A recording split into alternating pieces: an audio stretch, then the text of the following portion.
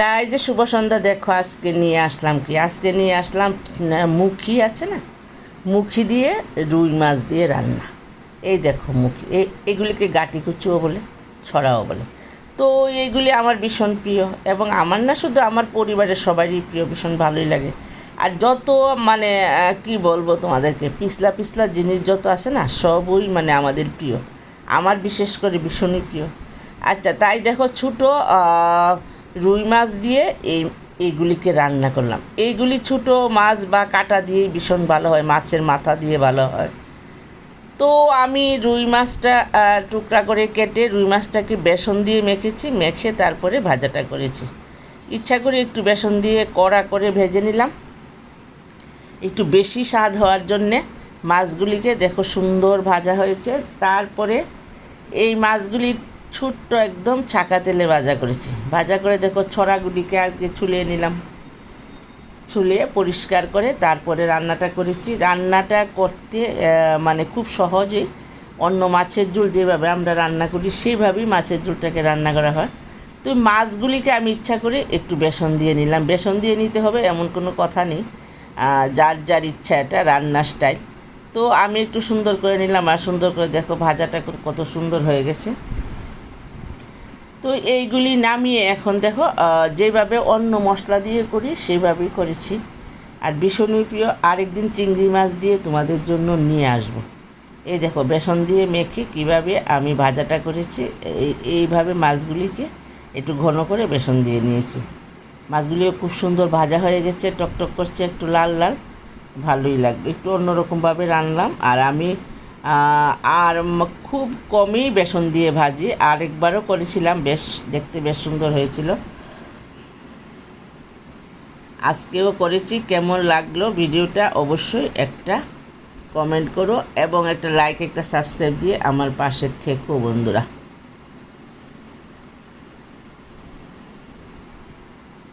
সবগুলি ভাজা হয়ে গেছে, এখন দিয়ে দেব ছড়াগুলি। এখন একটু বেশি করে তেল নিয়েছি, আর একটু হলুদ আর একটু নুন দিয়ে ছড়াগুলিকে এখন ভেজে নেব। ভেজে একদম লাল লাল করে নেব, একটু লাল করে ভাজলেই ভালো হবে। আর এই সাদা ছড়া বলে এটার মধ্যে একটু কালারফুল লঙ্কার গুঁড়া দিয়ে দিলাম, একটু কালারটা সুন্দর হওয়ার জন্য। আমার একটু কালারটা ভালো হলেই ভালো হয়, একটু রং টকটক করলেই রান্নাটা দেখতে সুন্দর লাগে, বা খেতেও মনে হয় খুব ভালো হবে। আচ্ছা, যাই হোক, দেখো এবার একদম ভালো করে ভেজে নিলাম।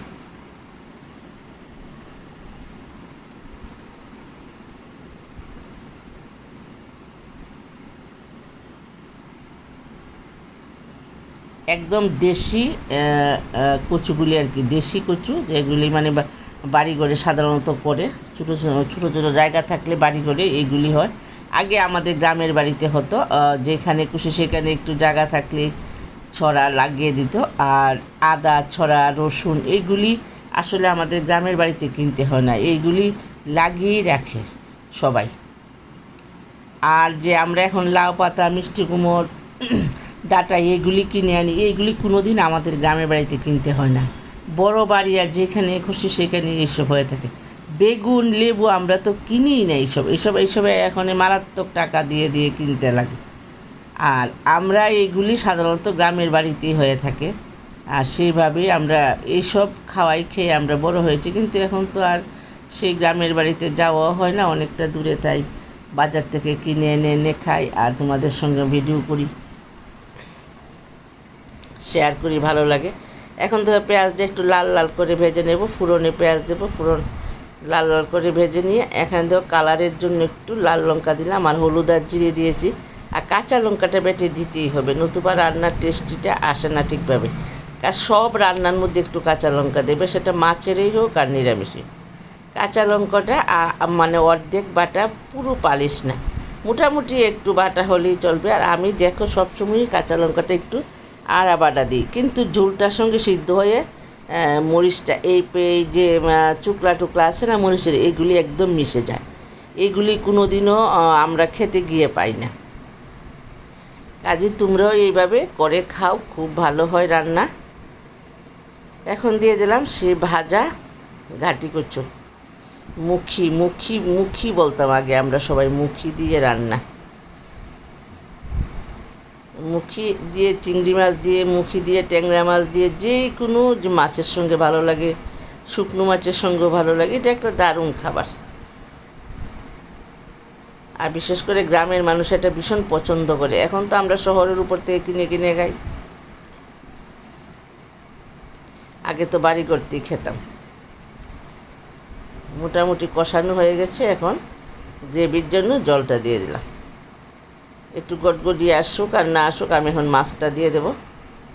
স্বাদ মতো নুন দিয়ে দিলাম।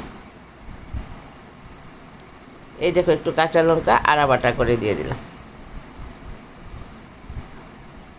এখন সেই মাছগুলি একটু ভালো করে সিদ্ধ হয়ে যাবে। রান্নাটাও প্রায় কমপ্লিট হয়ে আসছে।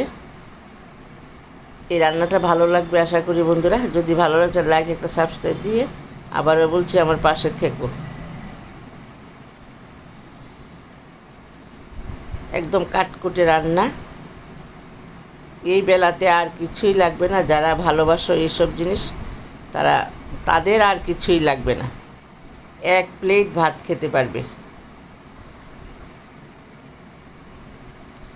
এই ধনিয়া পাতাটা হলো শীতের দিনের ধনিয়া পাতা। এটা এখনও বাজারে ওঠে, আর এটা ভীষণ তোমার সেন্ট আছে, শীতের দিনের মতন সেন্ট আছে এটার মধ্যে।